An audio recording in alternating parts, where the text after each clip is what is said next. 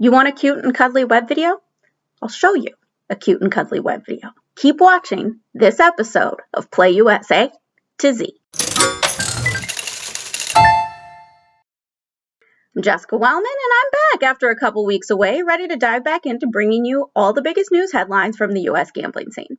I'm not the only show to see here either, so be sure to like, subscribe, ring the bell. That way you get clued in on all the other great videos our channel has to offer. Okay, I'm going to cut right to the chase, guys. The Illinois Lottery launched what I can only call a game changer this week. His name is Claude, and he's a hamster peddling both his little wheel and lottery products. He even has his own live stream where you can check in on what Claude is doing day to day. And don't think Claude's some one-trick hamster either. He also has on-demand content where you can gift him things ranging from scratch-off tickets to cheese puffs to a candlelight dinner. After picking his gift, you get to watch a video of Claude reacting to it.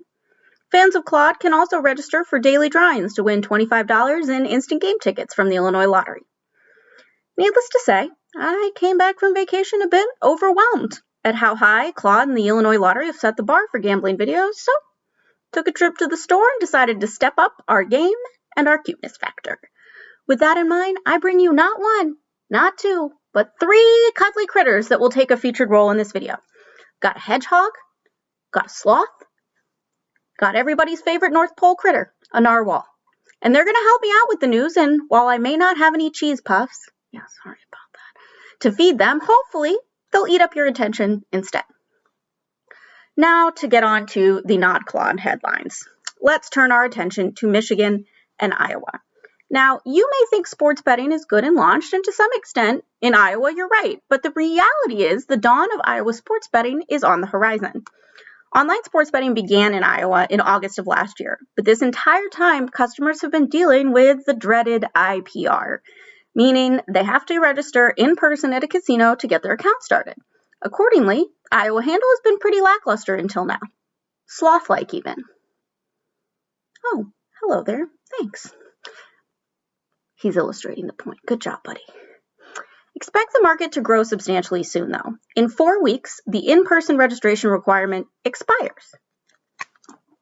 Operators are getting ready for the shift. BETRIVERS, for example, quietly launched in Iowa via a partnership with Wild Road Casino.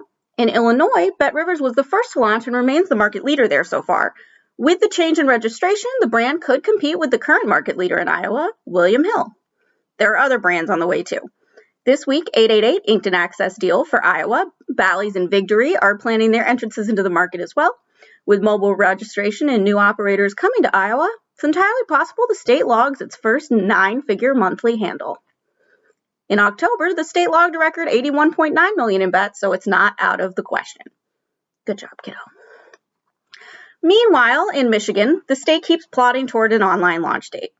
The bad news is online casino and poker are definitely not coming until 2021. And sports betting is doing its darndest to launch before year's end, but there's no guarantee on that either. The good news is the Joint Committee on Administrative Rules did waive its 15-day mandatory session, which means the rules and regulations for the industry move on to its next step, the Office of the Great Seal. I'm not making that up. What are you? I said seal. Fine, close enough. Okay, it appears the office gave its seal of approval on Wednesday. Next up is the Michigan Gaming Control Board meeting on December 9th, so if everyone can speed up the process, there is an outside chance sports betting launches before the end of the month. But the MGCB will need to approve operators' launch plans, which will cover platform, branding, licensing, and internal control standards. Pundits suggest a mature Michigan online gambling market could be a billion-dollar industry. The word billion is getting thrown around in the world of sports betting a lot lately, though. In October, states combined for $3 billion in wagers, and that doesn't even include Illinois numbers, which are expected to be in the range of like $350 to $400 million in handle. That number does include a record handle in Colorado of $210.7 million. Now, that number is fine and dandy on its own, but the real headline out of Colorado is that the state is still obsessed with table tennis. It was the 5th most popular sport to wager on in October, besting other sports like tennis, golf, and the MMA. Wagers on ping pong Am I allowed to call it ping pong? Anyways, amounted to more than $9 million. Two of the three biggest contributors to that $3 billion in bets are Pennsylvania and New Jersey. They're two of the most mature markets in the industry, but even they are not done growing. Last week, Pennsylvania got its first online casino not tied to a land-based casino in the state. BetMGM started its online casino soft launch on Tuesday and went fully live on Friday. The launch comes after a long wait for MGM, which applied as a qualified gaming entity almost 2 years ago via its New Jersey property, Borgata. It's one of two qualified gaming entities approved to operate in Pennsylvania, the other being Golden Nugget, which has yet to launch in the Keystone State. What? Oh, I forgot about you. Okay, hedgehog. Ah, here's one. BetMGM is feeling a little prickly about some new ad spots from Tennessee competitor Action 24/7. As Jamie Foxx constantly reminds us, BetMGM is the king of sportsbooks. Unless you ask pro wrestler and Memphis native Jerry Lawler, aka the King.